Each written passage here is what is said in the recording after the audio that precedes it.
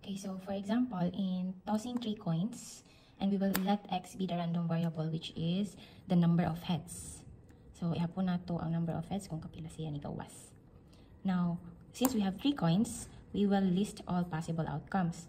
So, sa coin 1, diba sa coin 1, mugawas lang if ever heads or tails, since duha naman ginaka-faces ang coin. So, may probability nga mugawas siya as heads or tails.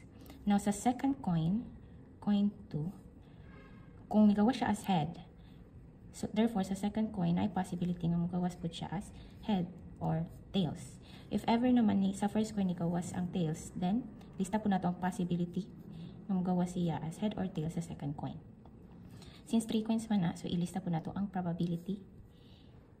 Sa ikatulo ka coin, if ever sa second coin nigawas ang heads, then there is a possibility po na mugawas siya as head or tails. And so on. Okay, so ilista lang yun nato tanan possible outcomes. And then, after ani, nakuha naman nato ang tanan possible outcomes, dili na tayo proceed sa next. It's because 3 coins naman. Okay? Then, we will list all possible outcomes. So, ang outcome ani, isa sa possible outcomes. So, ilista na to straight na nimo heads, heads, heads. Okay, so ilista heads, heads, heads. Sunod, head, head, tails. So, H, H, T. Next, suma naman tani nga part. Then, proceed ta sa next. H, T, H. Next, H, T, T. Next, T, H, H. Sunod, T, H, T. Next, T, T, H. Next, T, tulo ka T. Okay, so nalista na nato tanan possible outcomes. Pila man ni sila kabuok. So let's count. 1, 2, 3, 4, 5, 6, 7, 8. So 8 kabuok ang outcomes sa tossing 3 coins. Now, ato amang pangitaon ang heads. So we will count all the heads kung kapila siya ni gawas. So ito ang X number of heads. Okay? So pila man dani? Katulo. Here, kaduha. 1, 2. Dani isa. Dani duha. Dani isa. Dani pod isa. And then here is 0. Okay?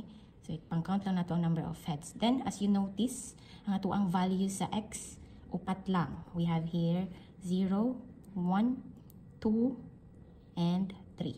So the value of our X are 0, 1, 2, 3.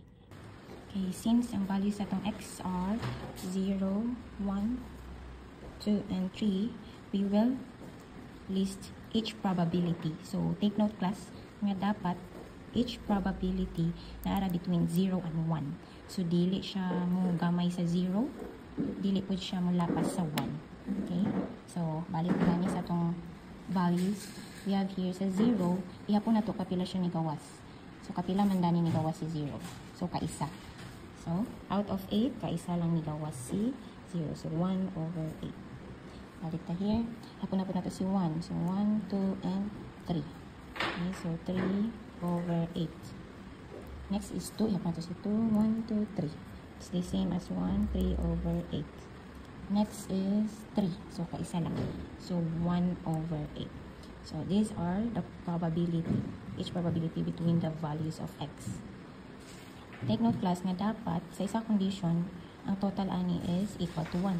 So, itong i-add tanan, 1 over 8 plus 3 over 8 plus 3 over 8 plus 1 over 8. So, diba, in fraction, pagpareha ang denominator, simply copy and then plus. 1 plus 3 was 4. 4 plus 3 was 7. Plus 1 was 8. So, 8 over 8 is also 1. Okay, so let's check if nasatisfy ba ang atong conditions. Each probability is between 0 and 1. Okay, so 1 over 8, dili na siya mula pa sa 1, and also 3 over 8, and also 1 over 8. So therefore, this is check. Sum of all possibilities is equal to 1. So therefore, this is correct.